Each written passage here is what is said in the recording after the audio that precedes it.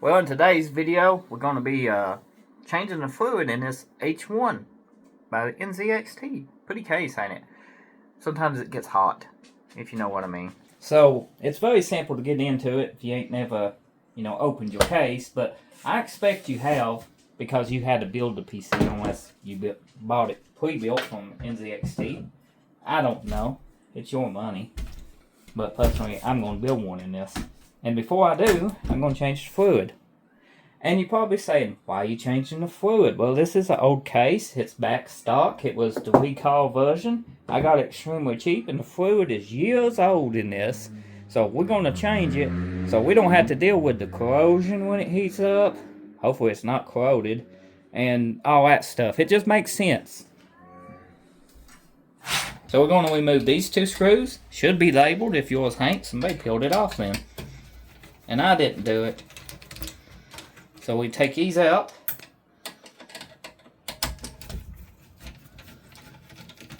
And then it's going to fold up. When you do that, watch your hoses. They be connected to a PC, hopefully. And now once we do that, we got to take this loose. Why are we taking the whole radiator out? Because it's easier to do this out of the tower than it is in the tower. And you can see in here, this is a rivet. Ain't it? Nope, that's a screw. So this is screwed in on a hinge, looks like. So you could technically remove this whole thing if you wanted to air cool it. I don't know why you would, but you could. So we're going to pick up on this. Try to, at least.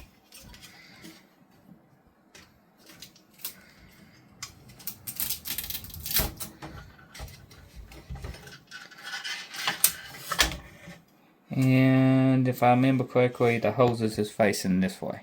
So we need to remember how it goes in. And that's a AIO. Does it got a fill plug anywhere? Do you see a fill plug? Shane, do you? Me neither. So that means we're going to have time filling this. Unless it's under this. I don't feel like nothing now. Okay, I was hoping it had a fill plug. So we have to fill it from in here. Nope, fill plug. Ha! And when handling this, try not to bend your fins. It won't be at the end of the world if you do, but, just try to handle it cautious. I better double check, I might tell you. T15. Simple enough. We got a container to catch your things. Check it for holes. You don't want, holes in your bowl because it'll leak. And this shouldn't be too tight. It's not. It should have an O-ring. Should. Anyway.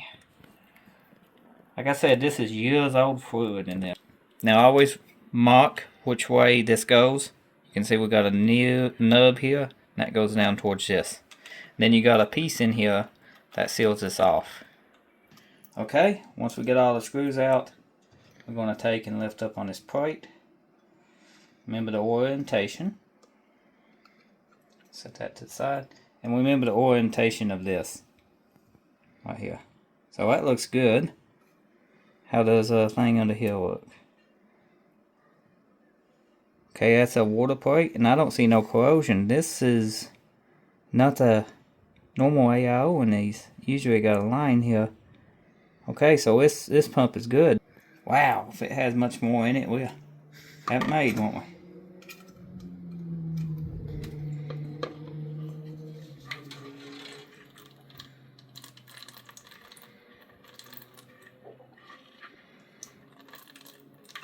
Try to get it all out because I don't want to mix coolant if I can help it, Okay, that's what we got, about that much. And you can see it is kind of cloudy, and that's just like corrosion trying to start over the years. That's just it's breaking down, which nzxt with this radiator was known for having that issue after about a year or so. My favorite mix for this is a 75-50. We got some antifreeze. All vehicle antifreeze 50-50, so we just have to add like 25% more. And you don't have to be fancy about it. We're just going to pour this in here. Keep us away from animals too. And we're just going to eyeball it because that's the precise way to do measurement. I mean, this is better what was in it.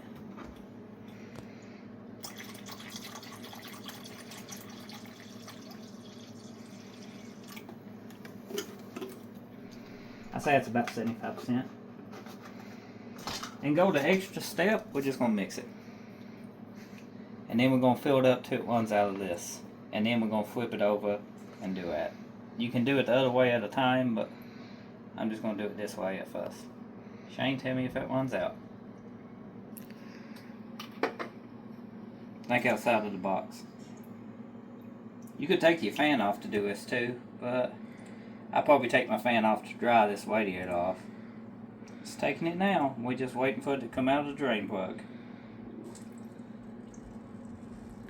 There it is, starting to. Yeah.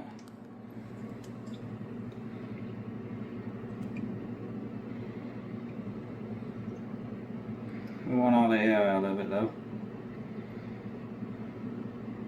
When it quits bubbling, it should be full. Especially with this kind of level right here. You know?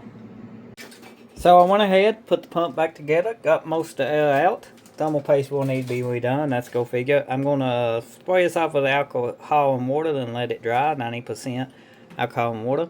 But I'm going to show you another way to breed those right there using a test bench. If you got a spare motherboard and thing, we're just going to show you because we got another nzxt right here, another case that we're going to build in a later video.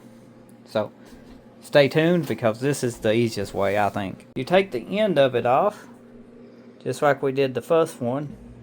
Now the pump, you need to kind of prime this pump first, so hold this up, but it gets some fluid in there before you do this, but once you do it should be fine. Go ahead. Yep. And we'll look at the stuff coming out of this pump. Oh, I gotta check the torque, but I wouldn't huh? go any tighter personally, but you might. Okay, well I'll check it just a second. Just reassemble everything the way it came off. You can see how we primed, and it's got a lot of like crud and stuff in the bottom of this that pumped out from inside of this radiator. If I was doing it, I personally do it this way, but not everybody got that test bench, so the first way works pretty good too. How you can breed an AIO. It works on this nzxt H1, and as you can see, we're getting ready to build it now because them radiators was almost empty and had a ton of corrosion inside. So frustral melt, we went ahead and we did the other one too in this tub. Frustral melt like that got tons of junk and stuff out of it and air, and you know that's what it needed.